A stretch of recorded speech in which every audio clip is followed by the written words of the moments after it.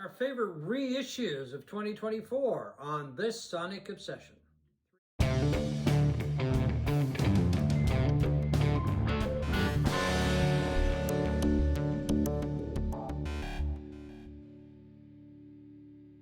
Hello folks, I'm John Whidden. Right there is Steve McLeod. Today we're just going to talk about some of our favorite reissues from 2024. I think you have yours in order. I don't really have mine in any order. That's okay. But these are 5 of my favorites. You always were a rule breaker. Oh, I know. I'm just such a rebel. We should say ahead of time, it was a very good year for reissues. This seems to be the golden year or golden age of reissues. But unfortunately, a lot of the reissues have become priced out of our market, you know? Well, that's the thing. They're reissuing old material, packaging it in nice packages in many cases, and selling it at premium prices. So what are you paying for? Are you paying for the actual album or CD, or are you paying for the packaging? I don't know. But in this case, these are our favorite reissues. I'm sure there are better sounding reissues, sometimes of the same album that has been put out by these pricier reissue companies like Analog Productions and things like that. With the exchange rate being what it is, Canadians just cannot order from the United States. Well, especially now, our dollar is not in good shape. Yeah. Anyway, let's. You want to get rolling? I'm not, as I say, I don't have any real order to these reissues. I like them all equally, I guess. Well, I'm going to follow the rules. And, okay. My number 5. We're only doing for the sake of brevity, just 5 each. Right, because that's 10 altogether. Yeah. We can add. Okay. Yeah, okay. My number 5 choice is "What Were Once Vices Are Now Habits" by the Doobie Brothers. Really? Yeah. That surprises me. Well, that's what this is all about. Okay. Because we don't know what we're going to talk about. Right. It's part of the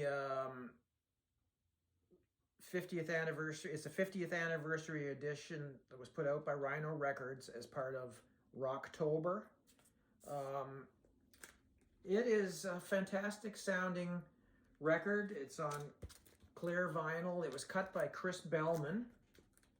And it kind of surprised me too how much I liked this album, because I never owned this album before, and I never really wanted to own it before.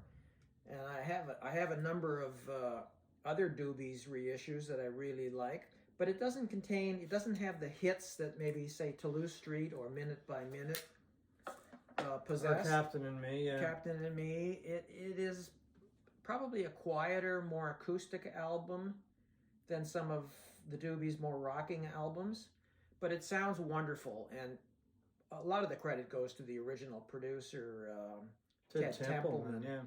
I mean, I thought he was one of the best producers of the 1970s. He did albums by the Doobies.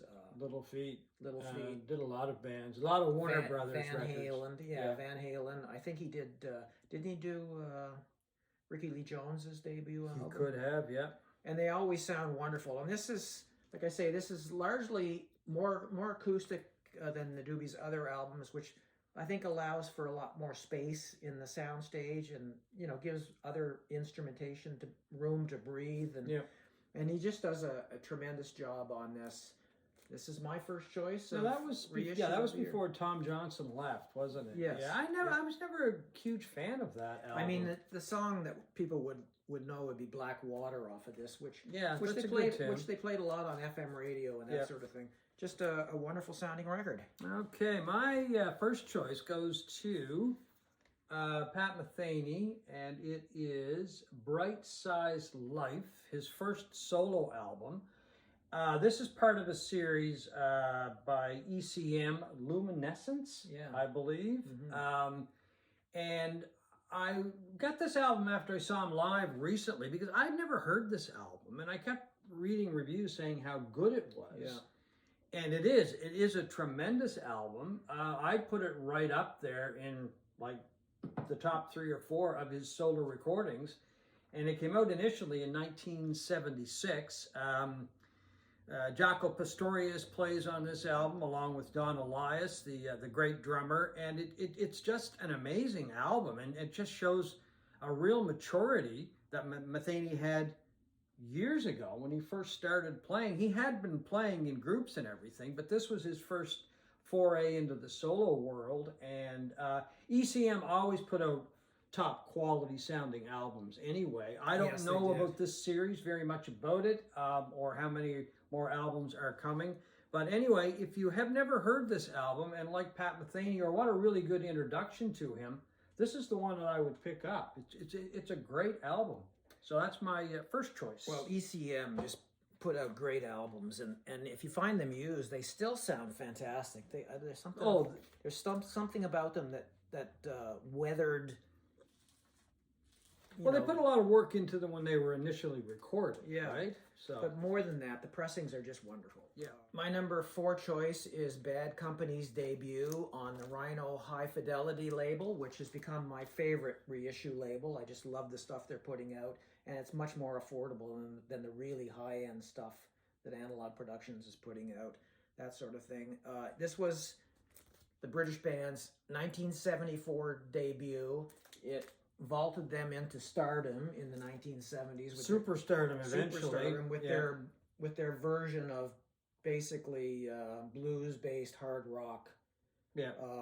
A more commercial sounding Free is how I like to put it, because Paul Rodgers and Simon Kirke, the lead singer and the drummer respectively, were in Free, and then formed Bad Company with Boz Burl, who used to be in King Crimson, and Mick Ralphs, who used to be in Mott the Hoople. So anyway, tremendous debut album. Yeah, one of the greatest ever, and an album that I couldn't stop playing when it first came out in 1974. Kind of surprised me how good it was, and I didn't Still sounds good. Didn't really know the guys that well at that point. Certainly didn't know. I didn't know Free at that time, and got into Free as a result of this album. This is cut by Kevin Gray, like I think almost all, if not all, of the albums that have come out on this high fidelity reissue label by Rhino. It is incredible sounding. Again, the sound stage is wider and the best version that I've ever heard of this album. If you think you know this album and you've heard it too much on classic rock radio and all of that, I would advise you to get this. It sounds incredible. Well, we may as well continue with the kudos for the Rhino High Fidelity series. My next choice goes to Graham Parsons and Grievous Angel from 1974 as well, because this was on my list of, we did the vinyl tag a week or so ago. This was on my list. This is just a superb album, one of the great albums of what has become known as North Americana, not just Americana. Graham Parsons was one of the founding fathers, I guess, is a good way to put that, along with other people such as Robbie Robertson. But anyway, it's very country-ish. Emmylou Harris plays a huge role in this album. I think Kevin Gray cut this album as well. Yeah. And the sound on this is superb. I mean, the original album sounded really good, but this sounds even better. There's a wealth of, a lot of musicians on this that went on to much bigger and better things, or well known, I should say, in the music industry. But it really is not just a Graham Parsons solo album. It's Graham Parsons and Emmylou Harris. In the package, there's an interview with Emmylou. And anyway, it's just a superb album. Unfortunately, Graham Parsons left us much too early. This, along with the work that he did with Flying Burrito Brothers, The Byrds, and of course GP, another solo album, plus some other things that have been released, including a live album that I talked about recently with Emmylou Harris at a club in Philadelphia, I believe it was. They're all superb. What a tremendous artist. Left us much too early, and this version of Grievous Angel is the best I have ever heard, and I've heard it on vinyl and on a couple of CD reissues. All right, my next choice is War's Greatest Hits. This was another, it's amazing how much Rhino has dominated our reissue consciousness this year. Well, they do such a great job. Yeah. I mean, and it's, as you pointed out a couple of times, price it's a huge factor, and the Rhino material is reasonably priced. Yeah, these are like $30-some records.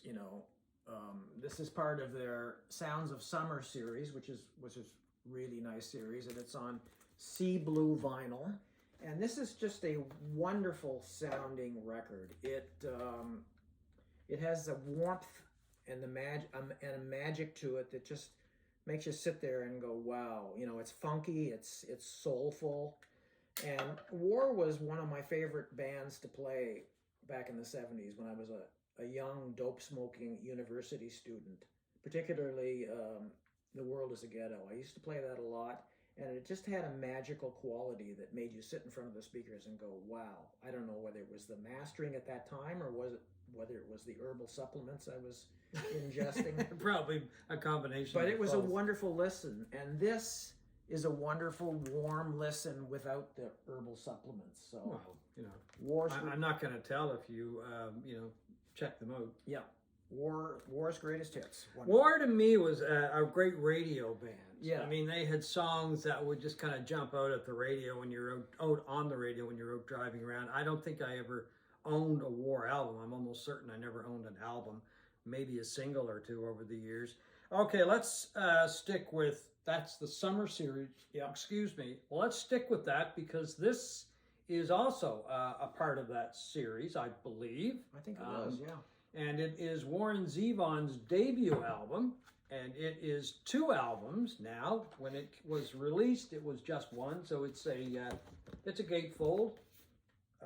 And what they did is they just took a masterpiece and put it up a couple notches by adding some material. Most of the material, I believe, if not all of it, had been released on CD, and they just packaged it on vinyl. Once again, it's the packaging thing that comes into play.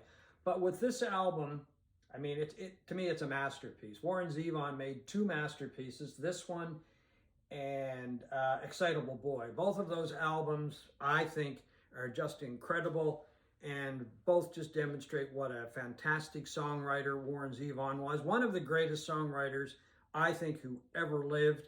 Unfortunately, he passed away a few years ago. Never really got the recognition, I don't think, that he deserved, and I don't know if he ever will, because his music is, I guess, probably a good way to put it, it's not for everyone. No.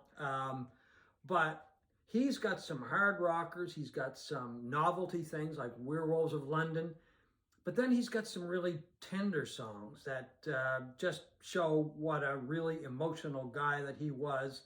And anyway, on this album, it's, as I said, it's a masterpiece. When they put it out in the last year or so, they added just another album's worth of material to it, just to take it up a couple of notches. So Warren Zevon. Okay, my next one is, if I can find it, The Stooges' debut, again on Rhino High Fidelity. This album came out in 1969, and basically... We're not being paid by Rhino, by the way. Yeah. Hint, hint. Yet. This album set the template for punk, which really didn't come into play for another 6 or 7 years, in England. It is just a raw, incredible album, amateurish, sloppy, and raw. Kind of what, good rock and roll. That's exactly it. Good rock and roll. It was recorded in, record time in the studio by John Cale of the Velvet Underground. Kind of like the Faces later. Well, yeah. Faces, about the same time, I guess, actually. And later on, the Black Crowes, groups like that are just kind of ragged, but boy, can they rock. But this has more of a raw, kind of in-your-face, sneering kind of attitude that sort of came with punk, with Ron Ashton's fuzzed-out guitars and Iggy Pop's sneering vocals are the kind of the center. Iggy's still sneering, I think. He's still sneering. It looks a little rugged, but yeah. But anyway, this is a fantastic. And Kevin Gray does an incredible job of putting you in the studio as these guys were making this record. Yeah, and the other group, Stooges, were from Detroit. So the other band that came out of Detroit about the same time, the MC5, they were very similar. Yeah. Just like raw and rugged and just straight out rock and roll. Straight out rock and roll. Nothing fancy about it. My next one goes to a record store day release just a couple of months ago, or a month or so ago now, really. It is Ultravox's Lament. My favorite Ultravox album, Steven Wilson got a hold of this album, as he's done with quite a few Ultravox albums. And it too sounded great initially. It sounds a lot better. I love this album because, as I said, it was my introduction to Ultravox. I was a little late getting into the band. And it's just got a really good production value. I think the songs are great. One of the greatest anti-war songs ever recorded by anybody, Dancing with Tears in My Eyes. Midge Ure was at the forefront of this band. And there's also a duet on this album, kind of. She sings background vocals, I guess for the most part would be a good way to put it. And it's the Scottish singer Mae McKenna, Man of Two Worlds, which is just a beautiful song. And her vocals just kind of weave in throughout the song and just give it a wonderful lilt, I guess would be the way to put it. And this magic quality. I think she did some recording on her own. I unfortunately have never heard any of her solo stuff, but one of those cases where somebody is brought in and just make a really good song 10 times better. Steven Wilson, with this remix, the stereo mix, has done an exemplary job. Like he too is another one. Once he gets his hands on something, it makes what sounded really good before, makes it sound even better. I don't know what he does with this stuff, but I don't either. He works his magic and it sounds incredible. Yeah. Everybody has bands in their like category that, you know, are probably a surprise to people. I've always been surprised that you love this English synth band from the 1980s, Ultravox. I like the sound of Ultravox. Most of your wheelhouse is, you know, hard blues, rock, bluesy, rock, classic. Well, they're just kind of... And these guys just don't make any sense to me as far as your taste in music. Well, I mean, there are some people that don't like the Ultravox after John Fox left and Midge Ure stepped in. I do. I just think they have a really good sound. I think one of the reasons is that when I was in radio, I did an interview years ago with Chris Cross. He was a really good guy. We talked about them putting music together and how they spent time, basically formed in London, and then spent a lot of time in Munich working with a producer called Connie Plank. So I started to follow the group and I got really interested in them. That's probably one of the big reasons anyway. And I've met Midge Ure a couple of times over the years. Wonderful man, just a tremendous musician and a real fine gentleman. Okay, my last choice is Black Sabbath. This was I guess the first album that came out on the High Fidelity Rhino label and immediately sold out and became this sort of hit for this series of albums. Again, cut by Kevin Gray. If the Stooges set the template for punk, this set the template for heavy metal, even though I don't think it's a heavy metal album. I still think it's. I never really liked that album. I think I've said that before. I like Paranoid a lot. This is the album of theirs that I like because it's more steeped in hard rock and blues rock.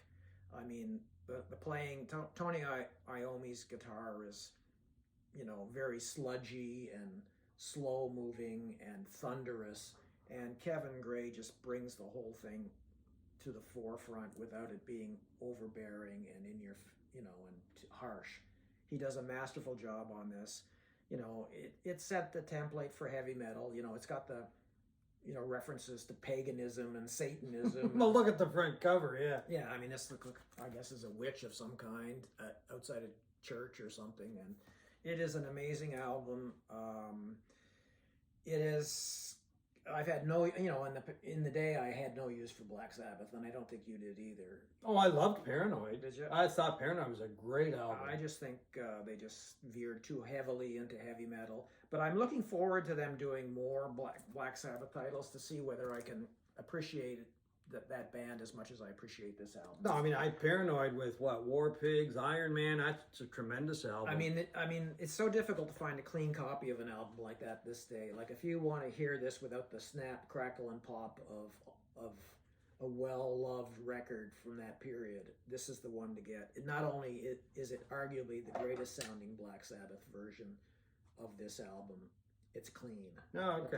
The pressing is flawless. I must give that album, I think I've said that before, I'll give it another listen sometime. Okay, my final choice goes to, and this keeping with the time of the season too. Don't you think we have to have a little Christmas music if it's worthy? We don't. Oh, I don't. See, look, I'm not a Christmas music fan. Scrooge. Well, some Christmas stuff is good. Well, it's not Boney M's. Okay, have you heard this yet? Yes, I have actually heard that. Okay, it's called the Jethro Tull Christmas album, Fresh Snow at Christmas. And this is just a wonderful album. I missed this when it first came out. Did you? Yeah. I've got it on CD. Oh, you do? So this, see, you were holding back all these does years. this have extra? I don't think films? it does. It's 2 albums. I'm not really sure what the original one was, but it's... Well, it was enough for 1 CD. Let's put it Well, that it's way. probably the whole thing. It's got some original stuff. It's got some traditional stuff, like God Rest Ye Merry Gentlemen's on here. It's got a really good lineup of Jethro Tull, including Ian Anderson, Martin Bard, Joan Perry, Andrew Giddings, and Jonathan Noyce, Dave Pegg, who did some work with Tull and also did some work with Fairport Conventions on the album. I think it just sounds great. I mean, it sounds like vintage Tull, right? Exactly. Like the Tull that I like, the sort of the thick as a brick kind of time period. It's fluty, it's acoustic, it's got lovely acoustic guitars on it and stuff. It's very folky, as you would expect from Jethro Tull, but also it's got a real Christmas feel, as it should. The jacket is beautiful. I think it's a different jacket than the CD version, or the version that came out years ago. I think it is too. A different I don't painting. really recognize But anyway, I'm going to open it up and show everybody. Anyway, it's just kind of Jethro Tull's, salute to Christmas and to the Christmas season. And as I said, it has some original stuff on here. And the original stuff, you wouldn't even know some of it's even Christmas, really. I mean, because they did include a couple of tunes over the years on other albums. Anyway, I just find it's a great album. I've played it constantly since I picked it up not that long ago. And it's Jethro Tull celebrating Christmas. And Tull, I mean, I guess you either like Tull or you don't like Tull, but it has that, as you said, that fluty sound. And I mean, I can kind of, listening to this album, look at the fireplace and Ian Anderson kind of hanging around, playing his flute, jumping up and down or whatever, and having some mulled wine and the snow falling gently outside. Is he wearing his codpiece? I'm not sure, but anyway, so it is the Jethro Tull Christmas album, and this is a new version. It just came out this year, Fresh Snow at Christmas, and this is Fresh Tull at Christmas. So anyway, quite an assortment of reissues today. We go from Black Sabbath to Jethro Tull celebrating Christmas to Bad Company, the Doobie Brothers, Pat Metheny, Graham Parsons. And of course, Ultravox. And Ultravox. So there you go. And Midge Ure, of course, was the co-writer of Do They Know It's Christmas? A little bit of trivia thrown in there. He along with Bob Geldof.